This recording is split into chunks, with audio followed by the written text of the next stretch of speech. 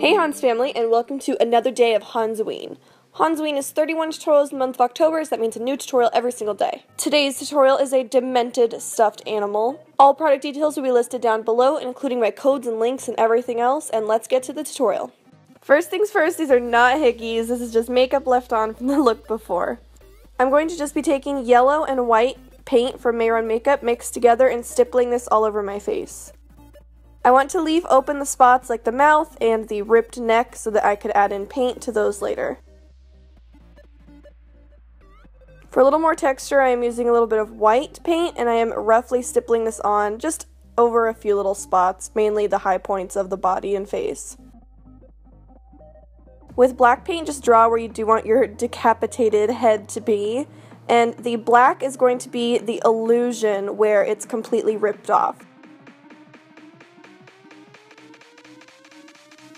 I wanted to make the shoulders look a little smaller too, so I'm just using the black paint to give the illusion that my shoulders are smaller, and then giving the illusion that one of my little arms is ripped off as well. Do these in very jagged patterns so they actually look ripped off.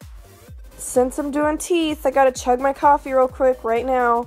Get as much coffee as I can going. I want to use a pencil just to kind of draw out where I am going to have the gums and nose, just to give myself a little bit of a guideline, and I did decide to make the mouth a little larger. Using white paint from Mayron and the small MAC 210 brush, I am going to draw on the teeth. I want them to be large fangs, and I don't want them to be perfect with each other. Especially towards the back of the jaw, I want them to look like they are almost tangled into each other. Leave a little room on the other side of your mouth just so that we can put our latex there, and start filling in and cleaning up the teeth with a little bit of port and black paint from Mayron mixed together. Focus more of the black towards where your lips are, because that's essentially where the darkest part of the mouth would be, because it's going down your throat. And as we move farther back, add a little more port, which is a wine color, just to lighten it up a little bit.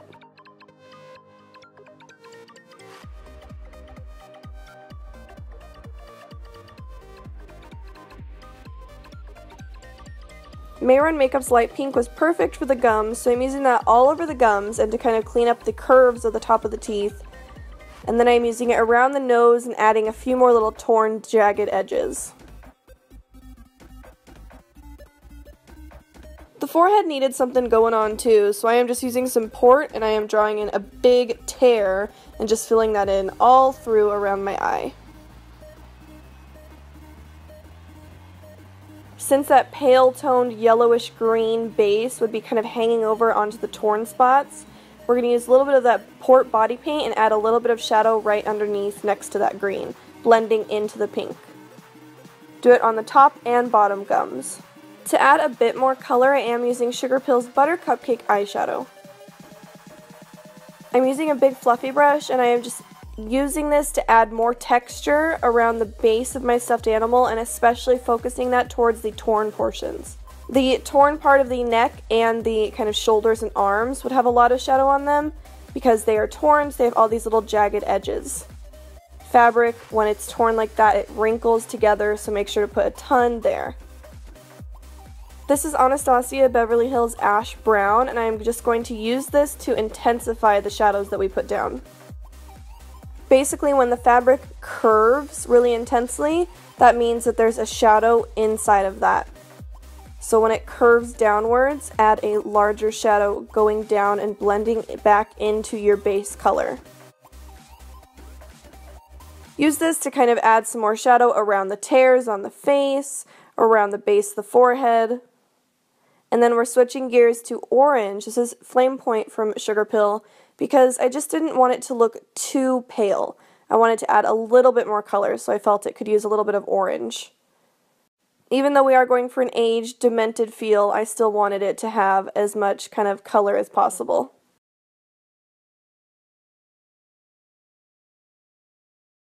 To break up some more of the color we put down, I am just taking white body paint from Mayron and stippling that on a few spots of the stuffed animal. This too will help because we are going to be putting stuffing on our face anyways, so this will kind of look like stuffing. And then I'm using a little bit of teal as well to, again, like I said earlier, add a bit more color so it's a little more stuffed animal-ish instead of looking like a zombie. For the shading of the teeth, I am going to be using that brown eyeshadow I used earlier. We want to shade the side of the teeth that is moving away from the nose. Since it's curving inwards, we want to shade the outer side. If you notice, I'm not going all the way to the edge because I want these to look dimensional, and having a little bit of highlight on each edge of the tooth and mainly keeping the shadow in the middle will really make that three-dimensional effect. Take a bit of Cherry Cola eyeshadow and I am just going to darken up the gums around the teeth a little bit. We really want the teeth to stand out as much as possible from the rest of the mouth, so taking just a little bit of black body paint and a very thin brush, I'm going to outline the teeth. This will just help so that the teeth don't look flat and kind of blend back into the background of the mouth. Know what I'm saying?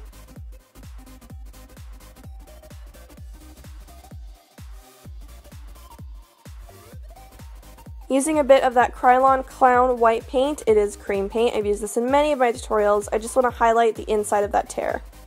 Don't go all the way to the edges because the edges would have a shadow cast onto them. And then highlight the little curves of the gums to show that the teeth are popping out of them. And now for the special effects portion, I'm using Mayron Makeup's clear liquid latex. It's awesome. And I'm using a brush for this to apply it. Usually I would use a sponge, but a sponge gives a pretty clean application and I want this to be very messy. This is because with this application of liquid latex, I want it to look hairy and messy, almost like our stuffing is coming through our skin.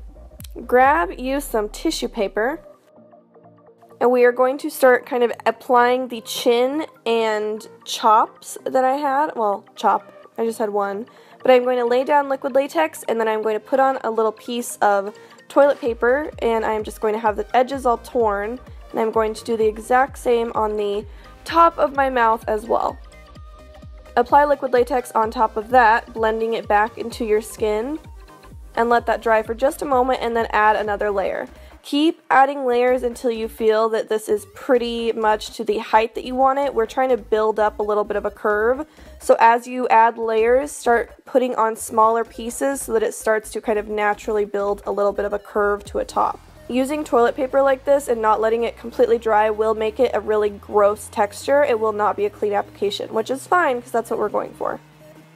Toilet paper is kind of gross and piecey, especially with latex. So when we get the height that we're okay with, I'm going to apply one more layer of toilet paper, and then I am going to apply a decent amount of liquid latex and use my brush to really pull around the tissue paper so it gets this really gross, grimy, hairy texture.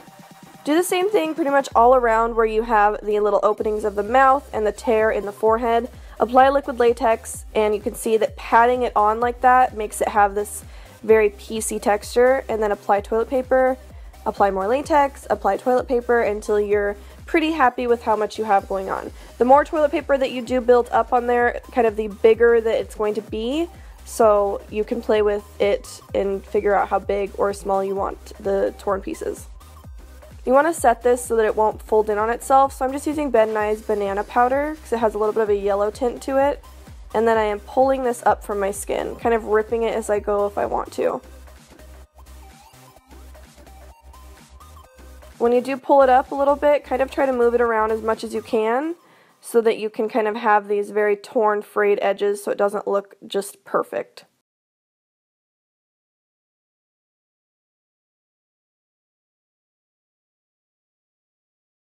Since underneath our little fabric flaps, our little skin, we would have lots of shadow, I just want to add in black and port paint mixed together to go right underneath where those flaps would be coming down onto our open, exposed skin. I almost forgot my little wolf nose, so I'm just going to fill that in really quick with some body paint.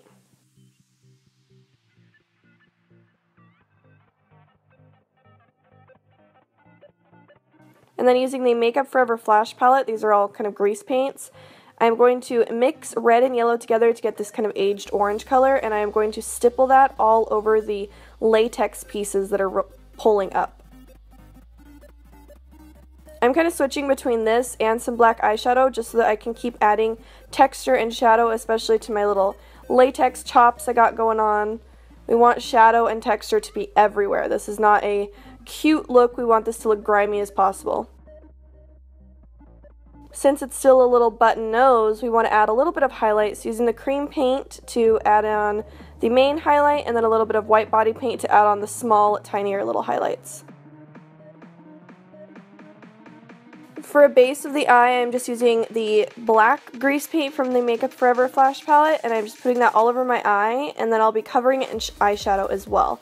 This is Sugar Pill's Bulletproof Eyeshadow, and I'm doing this to both eyes, and then I'm using a small brush to kind of just pull the product back and forth so it looks like I have these little black veiny spots, and it looks really grungy.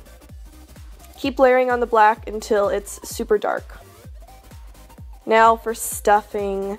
I'm going to add on liquid latex underneath those little flaps and then put the stuffing right onto it. If you're wearing this look out, I would suggest using spirit gum so that stuffing stays in place for sure. With the stuffing, I am kind of grabbing it and molding it together just so that it all sticks together, and then I'm putting it on top of the liquid latex. Pulling it a little bit too, just so that it kind of looks fluffier. I didn't want too much stuffing, so I'm focusing this more on some of the little torn spots, but I'm not putting it absolutely everywhere. I don't want to look like a fluffy wolf snowman. Give me 1 second while I pop in my contact.